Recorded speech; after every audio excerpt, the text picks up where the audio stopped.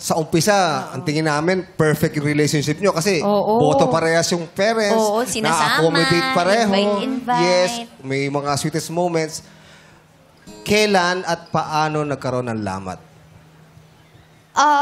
Nung ano po kasi, nung both decide po kami na pumasok po kami sa same school. Since same year lang din naman po kami. So, pumasok po kami sa isang same school sa Valenzuela.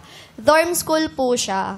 Tapos, sakto po yung isa po naming professor, ate niya po. So, yun sa school po kasi na yun medyo strict po eh. Lalo na kapag freshman. So, talagang kapag papasok kayo as a couple, kailangan po may approval ng parents. So, sa parents ko po, nag-approve as couple kami, same school. Pero when it comes po kasi sa kanya, ayun, medyo meron din po kasi siyang strict parents.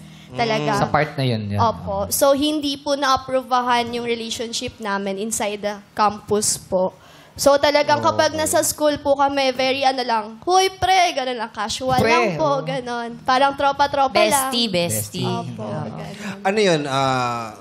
Choice mo na, sundin yung parents mo na wala mo ng relationship pagdating sa campus o pinaglaban mo?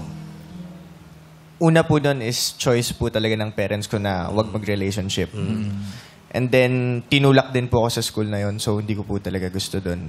But in the end... Paano ka tinulak? Malakas ba? Medyo po eh. So, Bakit ayaw mo doon? Kasi bawal ba yung... hindi naman po. Kumbaga, hindi lang po yun yung nasa heart ko. Pangarap ko po kasi magsundalo. Okay. Tapos, nung nakakuha na po akong account sa papasukan ko po dapat, yung dad ko po is on that exact date, and-enroll po ako. So, in order for my dad to be happy, sinunod ko po siya.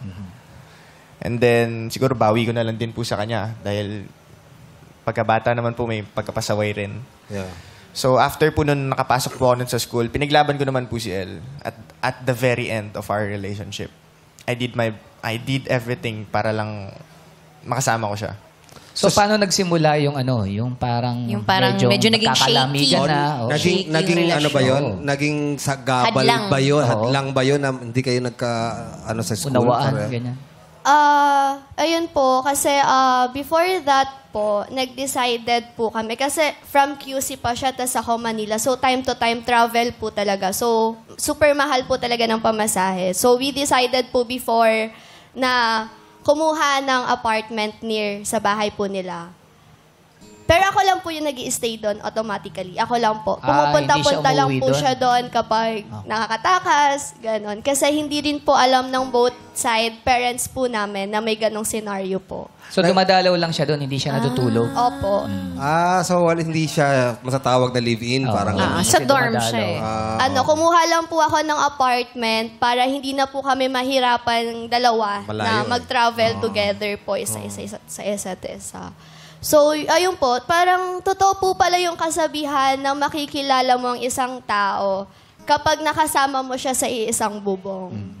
So, yung po, yung nag-start po kami na mag-try na kumuha ng apartment, doon po talaga lumabas yung... So, mas nakilala mo doon si Yusef. Opo. Ano yung mga ugali niya na hindi mo ina-expect na makikilala mo doon sa iisang bubong na nagsama kayo? Pareho po kasi kaming bungangero tsaka bungangere. kawawa naman yung mga ka-roommate. Bakit? Paano pag nag-aaway kayo?